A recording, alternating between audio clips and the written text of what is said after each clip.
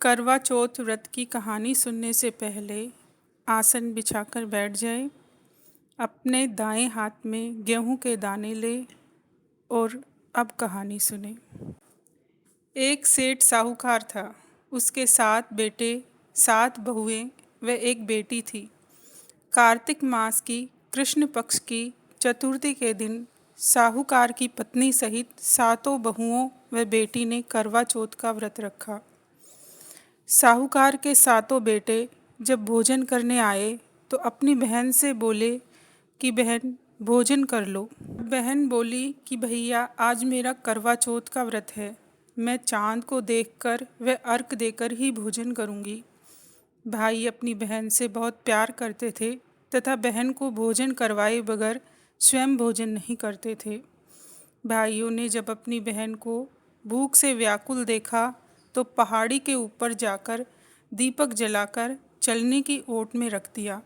वह बहन से बोले, बहन चांद निकल आया है, अब तुम चांद को देखकर जल चढ़ा दो। साहूकार की बेटी ने अपनी 7 भाभियों से कहा कि भाभी चांद निकल आया है, आ जाओ अर्घ देते हैं। तब भाभियाँ बोली कि बाईसा ये तो आपका चांद निकला है, हमारा चांद निकलने में अभी देर है। साहूकार की बेटी ने चलनी की ओट में रखे दीपक को ही चांद मानकर अर्घ देकर भोजन करने बैठ गई। उसने भोजन का पहला घास खाया तो छींक आ गई, दूसरा खाया तो बाल निकल आया, वह तीसरा घास खाते ही ससुराल से बुलावा आ गया कि तुम्हारा पति बीमार है, तुम जल्दी चलो। साहूकार की पत्नी अपनी बेटी को ससुराल भेजने की तैयारी करने लगी। वह अपनी बेटी को देने के लिए जो भी वस्त्र निकालती वह काला या सफ़ेद ही निकलता। इससे साहूकार की पत्नी बहुत चिंतित हो गई। उसने एक चांदी का रुपया देते हुए अपनी बेटी से कहा कि रास्ते में जो भी मिले उसके पांव छूती जाना तथा जो कोई सदा सुहागिन होने का आशीर्वाद दे उसे यह रुपया दे देना और पीछे मुड़कर अपनी साड़ी के पल्लू पर गांठ बांध लेना। साहूकार की बेटी रुपया लेकर ससुराल के लिए चल दी। उसे रास्ते में जो भी मिलता उसके पांव छूती जाती, लेकिन जिसके भी पांव छूती वह सदा सुखी रहो या पीहर का सुख देखो यही बोलते। जब वह ससुराल में पहुंची तो दरवाजे के बाहर उसकी ननद खड़ी थी। उसने अपनी ननद के पांव छुए तो ननद ने कहा, सौभाग्यवती हो, मेरे भाई की लंबी उम्र हो। उसने रुपया अपनी ननद को दे दिया तथा पीछे मुड़कर अपनी साड़ी के पल्लू के गांठ बांध ली। जब वह घर के अंदर पहुंची तो उसने देखा कि उसका पति मरा हुआ था। वह रोने लगी।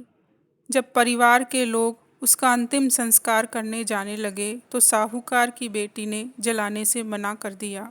सब कहने लगे कि एक तो आते ही अपने पति को खा गई, ऊपर से इसकी मिट्टी और खराब कर रही है।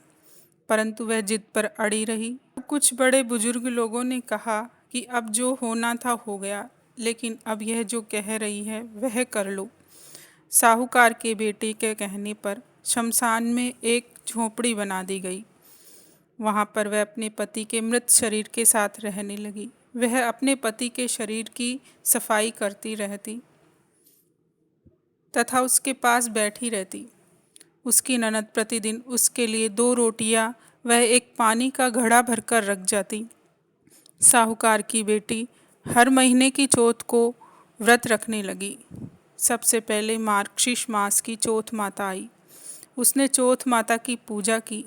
रात्रि को ज्योत देखी तो चौथ माता प्रकट हुई और बोली, करवोले करवोले घणी भूखी करवोले, भाइयों की बहन करवोले। साहूकार की बेटी ने चौथ माता के पांव पकड़ लिए और बोली, माता मेरा सुहाग वापिस करो, मेरे पति को जीवित करो। तब चौथ माता बोली, दिन में चांद उगाने वाली घनी भूखी 7 भाइयों की बहन, तुझे सुहाग से क्या काम। यह कहकर चौथ माता चली गई। इसी तरह सभी महीनों की चौथ माताएं आती और यही कहकर चली जाती। परंतु साहूकार की बेटी नियम से चौथ माता का व्रत हर महीने करती रही। वह हमेशा चौथ माता का ध्यान करती रहती। जब आश्विन मास की चौथ माता आई तो साहूकार की बेटी ने पूजा कर जोत देखी तो चौथ माता प्रकट हुई और उसने चौथ माता के पांव पकड़ लिए। वे सुहाग देने की प्रार्थना करने लगी। तब चौथ माता बोली कि तुझसे कार्तिक मास की करवा चौथ माता नाराज है। वही सबसे बड़ी है, वही तुझे तेरा सुहाग वापस लौटाएगी। तो उसके पाँव मत छोड़ना तथा सभी सुहाग का सामान तैयार रखना। यह कहकर आश्विन मास की चौथ माता चली गई। अगले महीने जब कार्तिक मास की करवा चौथ आई तो साहूकार की बेटी ने नियम से व्रत रखा। अपनी ननद से सभी सुहाग का सामान मंगवाया। चौथ माता की पूजा कर जोत देखी तो चौथ माता प्रकट हुई। साहूकार की बेटी ने चौथ माता के पांव पकड़ लिए और बोली, माता मेरा सुहाग वापस दो। चौथ माता बोली, घड़ी भूखी दिन में चांद देखने वाली 7 भाइयों की बहन, तुझे सुहाग से क्या काम। लेकिन साहूकार की बेटी ने चौथ माता के पांव नहीं छोड़े। वह अपने पति को जीवित करने की प्रार्थना करती रही। तब चौथ माता ने सभी सुहाग का सामान मांगा तथा अपनी मांग से सिंदूर, माथे से बिंदी व नाखूनों से मेहंदी निकाली। वह घोलकर चौथ माता ने चिटली अंगुली से छींटा दिया तो साहूकार की बेटी का पति जिंदा हो गया। चौथ माता जाते समय झोंपड़ी के लात मार गई, जो एक महल में बदल गई। जब साहूकार की बेटी की ननद खाना लेकर आई तो वह दौड़कर अपनी ननद के पास गई और बोली, बाईसा जाकर अपने माँ बाप से कहो कि आपका बेटा जिंदा हो गया है, हमें गाजे बाजे से लेकर जाओ। ननद खुशी के मारे दौड़ती हुई गई और अपने माँ बाप से बोली कि मेरा भाई जिंदा हो गया है, उन्हें गाजे बाजे से लेने चलो। तब माँ बोली कि सारा गांव तो मजाक करता ही है, अब तुम भी मजाक कर रही हो।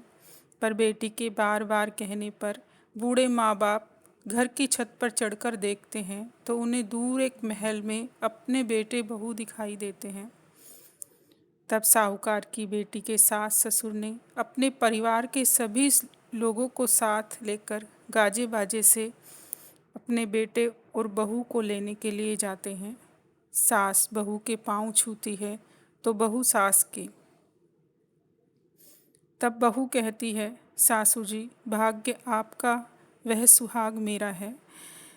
हे चौथ माता, उस साहूकार की बेटी के साथ पहले जैसा हुआ वैसा किसी के साथ मत करना तथा बाद में उसको सुहाग लौटाया वैसे सबको देना। कहते को सुनते को, हुंकारे भरते को। जय हो चौथ माता की।